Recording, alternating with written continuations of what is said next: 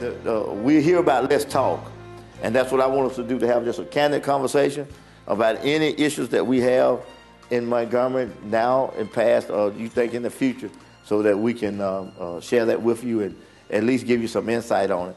The stimulus package, is that, from your perspective, a concern? As we accept it, it seems like I've heard dialogue or in the paper and all that some of the people are concerned if we accept certain stimulus packages of what that will do as far as the strings attached and the control they would have on how we spend it. No, I'm not, for two reasons. One, the controls are more with accountability and openness. In other words, tracking and being able to put on the computer and put online the expenditures and make sure that and the other controls is that the funds have to be spent within a certain time frame so that it will stimulate the economy. That's the first, so that's one of the things. The other thing that exists is that as you move to fence the unemployment, one of the arguments that's being placed by some people in that area is that, well, if you put these people on unemployment, then that will increase the numbers in terms of the number of people who are recognized on unemployment, and it will increase the premium that each company has to pay in terms of unemployment taxes. That was the argument. But we already are paying the maximum amount that you can pay because unemployment is so high. So when you take advantage of the $100 million and add the people on, it won't increase at all because you can't, because you're already there now. And there's no restrictions that after we get through spending $100 million, that we can't adjust the law to make sure that doesn't happen, and so that we won't be caught in that situation. They didn't put a cap on us saying that you have to pay it back if you change that law or adjust it down so that the companies won't be caught into that. So that's some of the things you hear about, but that's not a restriction that's actually there. One that's pertinent for me as well is convict restoration of their rights, as well as reentry. There's an issue, as you know, they tried to rocket docket that thing, but there's still over 200 and something thousand individuals, goes back 80 years, that haven't had their rights restored.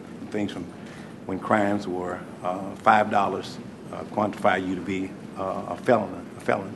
And so what are your goals maybe as relates to that? And I have a grave interest in the reentry process, so if I can offer any kind of help in that avenue, I would like to make myself available. But again, thank you so much, Senator. No one gave you pro temp. You earned it, and we appreciate that you right here from this city, and you represent us well, and God bless you. Thank you very much. In the area that thank you too for bringing that issue up. In the areas of and you mentioned the reentry. Oh yeah, and the other part, we passed last year to deal with those small little petty charges that people had. We passed a expungement bill. I sponsored one, and we passed it last year.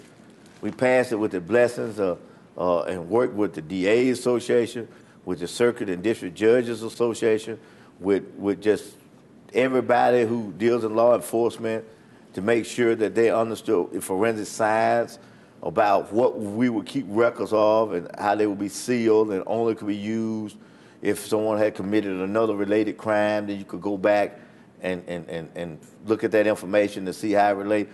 We worked all that out. The bill passed the Senate and passed the House, and then the governor vetoed it. Now, why, I don't know. I cannot tell you all why he decided to veto it, but he vetoed it. So this session, we start all over again. We have the same bill, we moved it forward, except this time it starts off with all the amendments that we had to put in it.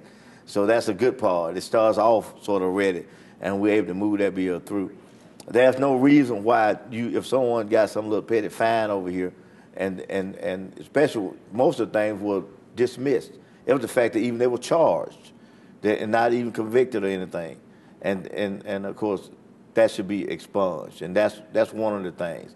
Now, as it relates to the restoration of voting rights, then I think that the process has to be trimmed. I don't think you have to change what your basis is for allowing them to get the voting rights back, but I think the process is too incumbent. So we need to look at that to try to streamline that process so it'll make it a lot easier. In terms of the reentry, I think we've got to do something. I know there's a mentality of that the only thing you should do is just lock people up and throw away the key, no matter whether they took a lawnmower or whatever. We're not talking about violent crimes. We're just talking about whatever it is.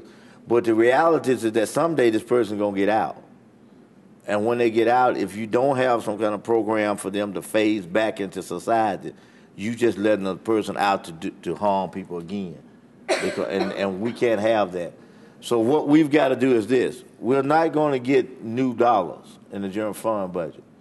But what you have to do is to write into the budget language that will require that under certain programs or certain line items that they have to include an element of reentry. And that's where we'll have to work to address what you just said there. That's what we did with at-risk. We provide some 30, maybe 28 now, but some $30 million for at-risk students. So that's how, when I say about the dropout, that's one of the things that I say, okay, if this at-risk money, certain portion of this has got to be spent for dropout prevention and to deal with dropout. And that's what we have to do in that area. And we'll do it. She's writing that down, and that's something we're going to look at and try to get done.